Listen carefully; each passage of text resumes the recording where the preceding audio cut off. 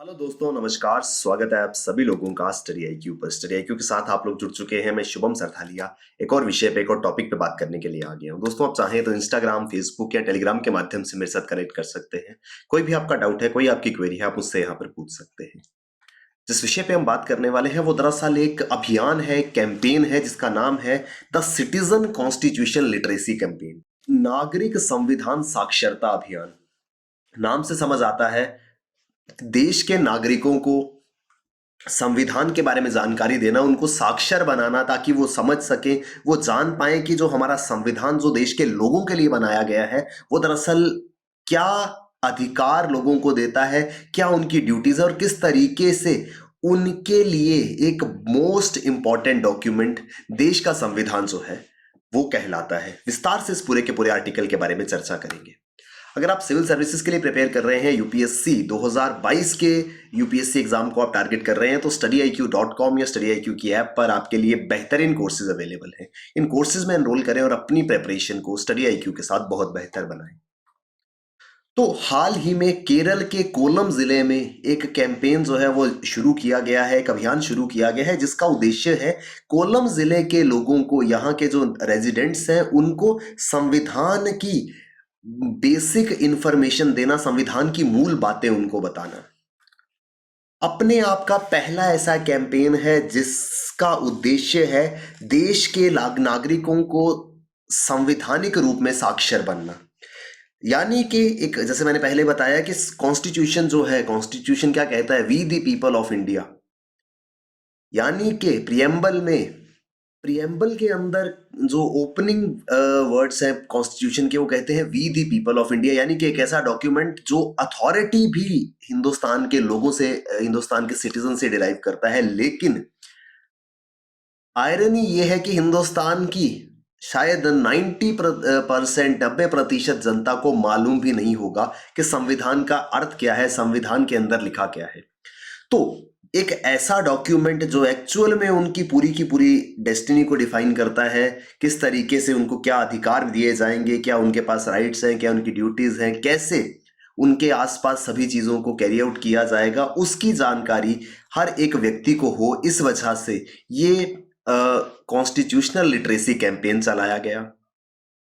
संविधान और संविधान के बारे में जानकारी इसके तहत दी जाएगी। अब इस कैंपेन को कोलम जिले में कैसे इंप्लीमेंट किया जाएगा? जिले में करीब 7 लाख परिवार रहते हैं। उन 7 लाख परिवारों को संविधान की जो मूल सिद्धांत हैं, बेसिक प्रिंसिपल्स हैं, जो कि संविधान का पार्ट है, वो उनको बताए जाएंगे साक्षरता अभियान के तहत। अब ये पूरा का पूरा कैंपेन जो है, इसको ज्वाइंटली ऑर्गेनाइज किया जा रहा है कोलम डिस्ट्रिक्ट पंचायत द्वारा, डिस्ट्रिक्ट प्लानिंग कमेटी द्वारा और Kerala institute of local administration द्वारा। तो 3 बॉडीज मिलकर के, 3 संस्थान मिलकर के संयुक्त रूप से इस पूरे के पूरे अभियान को जो है वो आयोजित कर रहे हैं। अपने आप का पहला इनिशिएटिव है राज्य में भी और देश में भी, जिसमें एम ये रहेगा कि आने वाले 14 अगस्त तक, 14 अगस्त की रात तक, ये पूरा का पूरा डिस्ट्रिक्ट जो है, यहाँ का प्रत्येक नागरिक इस जिले का कॉन्स्टिट्यूशनली लिटरेट हो जाए। यानी कि उसको संपूर्ण जानकारी या फिर बेसिक जानकारी, मूलभूत बातें संविधान की उसको मालूम।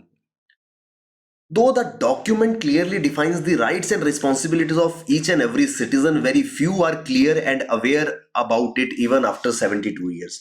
दोस्तों, कुछ ही दिन पहले हमने देश का 73वां गणतंत्र दिवस मनाया है।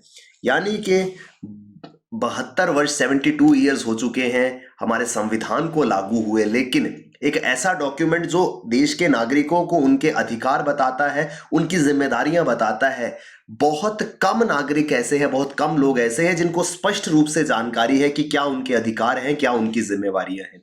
तो इस वजह से देश के लोगों को इस एंटायर कॉन्स्टिट्यूशन के बारे में जानकारी देना बहुत ज्यादा इंपॉर्टेंट हो जाता है। अब किस तरीके से ये पूरा का पूरा कैंपेन इंप्लीमेंट होगा? इस अभियान के तहत जितने भी आबादी है कोलम जिले की जिनकी आयु 10 वर्ष से ज्यादा है, उनको संविधान की प्रस्तावना, ऐतिहासिक पृष्ठभूमि, मूल सिद्धांत, नागरिकों के मौलिक अधिकार और कानूनी उपायों के बारे में अवगत कराया जाएगा। यानी कि everybody above the age of 10 years will be briefed about the preamble of the Constitution, the historical background of the Constitution, its basic principles, fundamental rights of citizens, and legal remedies which are available to them in case their fundamental rights are being violated. तो ये पूरी की पूरी जानकारी आम लोगों को दी जाएगी। इसके लिए हर एक म्युनिसिपैलिटी से 20 से 25 लोग और हर एक पंचायत से 10 से 15 लोग जो है वो सिलेक्ट किए जाएंगे और उनको पूरा का पूरा प्रशिक्षण दिया जाएगा इस कॉन्स्टिट्यूशन के बारे में। From all the municipalities in the district 20 to 25 people will be selected, and from every gram panchayat 10 to 15 people will be selected, and they shall be trained about the entire information of the constitution, and these people will be called as senators. इन लोगों को senator कहा जाएगा, इनको पहले प्रशिक्षण दिया जाएगा और बाद में ये लोग घरों घरों में जाकर के ये जानकारी लोगों तक पहुंचाएंगे। Squad of trained senators will be formed and they will offer 2 to 3 sessions for each family. 2 से 3 सत्रों में प्रत्येक परिवार को बेसिक इंफॉर्मेशन, चाहे प्रियम्बल की हो, चाहे फंडामेंटल राइट्स की हो, रेमेडीज की हो, ये सारी की सारी जानकारी प्रत्येक परिवार को इनके द्वारा दी जाएगी। और इसी के साथ में इस पूरे के पूरे कैंपेन में जो इंपॉर्टेंट पार्ट रहेगा वो होंगे स्कूल स्टूडेंट्स। तो विद्यार्थियों को अपने संविधान के बारे में जानकारी हो, इस बात का विशेष ध्यान रखा जाएगा और इस दिशा में स्पेशल हैंडबुक्स बनाई जाएंगी जो शिक्षा संस्थानों में, स्कूल आदि में दी जाएंगी, ताकि वो विद्यार्थियों में वितरित की जा सके और वो पढ़ करके संविधान के बारे में जानकारी प्राप्त कर सके। अब ये कॉन्स्टिट्यूशन लिटरेसी क्या है, संविधान साक्षरता क्या है? आसान भाषा में अगर इसको कहें तो संविधान के बारे में अच्छी समझ, a sound understanding of the constitution, संविधान के बारे में ऐसी समझ जो हमें ये परिभाषित करती है कि कैसे संविधान जो है वो सरकार को लिमिट करता है। Constitutionalism is a philosophy of limited government. आपने सुना होगा, यूपीएससी के अंदर भी इस तरीके का सवाल आता है। तो कॉन्स्टिट्यूशनलिज्म जो अगर उसकी बात करें तो वो एक फिलॉसफी है जो लिमिट करती है गवर्नमेंट को। कैसे? सरकार आर्बिट्रेरीली कुछ भी अपनी पावर्स को ओवर एक्सरसाइज नहीं कर सकती। ये चीजें हमें कौन बताता है? ये चीज हमें बताता है हमारा संविधान। सरकार चाहे कितनी भी पावरफुल हो, हमारे फंडामेंटल राइट्स, हमारे मौलिक अधिकारों का हनन नहीं कर सकती। ये बात कहां बताई जाती है? ये बात बताई जाती है संविधान में। तो साइमल्टेनियसली ये हमारी सरकार को लिमिट भी करता है और सरकार को काम करने का तरीका भी बताता है, हमारे अधिकारों को भी बचाता है। तो इस पूरे के पूरे डॉक्यूमेंट के बारे में एक अच्छी समझ जो है वो कॉन्स्टिट्यूशनल लिटरेसी कहलाती है। Constitutional literacy simply means knowledge and education of the constitution and laws set in the place for citizen of a nation. किसी भी देश में नागरिकों के लिए क्या कानून निर्धारित किए गए हैं, क्या सिद्धांत बनाए गए हैं, इसके बारे में ज्ञान जो है वो कॉन्स्टिट्यूशनल लिटरेसी कहलाता है। और ये कॉन्स्टिट्यूशनल लिटरेसी होना बहुत ज्यादा जरूरी है। जैसे मैंने आपको पहले भी बताया कि कॉन्स्टिट्यूशन जो है वो लोगों के लिए बनाया जाता है और अगर उनको इसकी जानकारी नहीं है तो शायद the very purpose of making the constitution gets defied. अब भारत के संविधान की अगर हम बात करें तो ये दुनिया का सबसे लंबा लिखित संविधान है।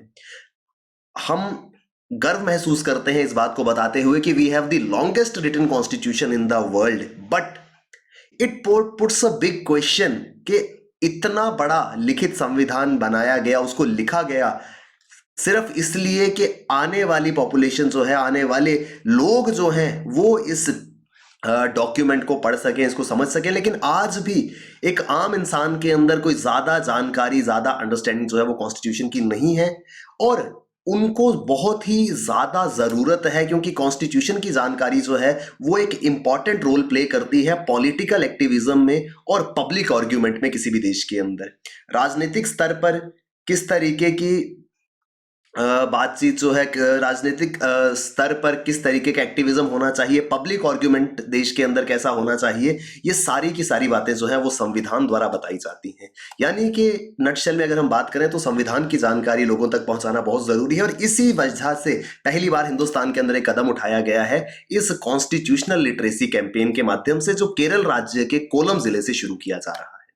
अगर हम कोलम डिस्ट्रिक्ट की बात करें तो कोलम जिला जो है वो काफी फेमस डिस्ट्रिक्ट है केरला का। इब्न बतूता से लेकर के मार्को पोलो तक जो लेजेंडरी एक्सप्लोरर्स जिनका नाम इतिहास में बहुत अदब से लिया जाता है, चाहे इब्न बतूता हो चाहे मार्को पोलो हो, इन सभी ने अपनी ट्रैवल डायरीज में कोलम जिले के बारे में मेंशन किया है। केरल का one of the southern most district Thiruvananthapuram से पहले ये है कोलम जिला। पूरा का पूरा कोस्ट लाइन डिस्ट्रिक्ट है और एक बड़ी कोस्ट लाइन होने के कारण ये डिस्ट्रिक्ट जो है वो दुनिया भर में कैश्यू ट्रेड के लिए फेमस है, काजू के व्यापार के लिए बहुत ज्यादा फेमस है। यहां पर कैश्यू का ट्रेड भी होता है और प्रोसेसिंग भी होती है। It is historically remembered as the most important port which were the part of legendary spice trade. आप जानते हैं हिंदुस्तान के मसाले दुनिया भर में प्रसिद्ध थे, तो कोलम जिले के जो पोर्ट हैं वो इतिहास में बहुत ज्यादा जो इंपॉर्टेंस रखते हैं, क्योंकि उस समय में मसालों का व्यापार जो है काफी हद तक कोलम जिले के बंदरगाहों से किया जाता था। कोलम जिला जो है वो दुनिया का सबसे बड़ा कैश्यू एक्सपोर्टर है।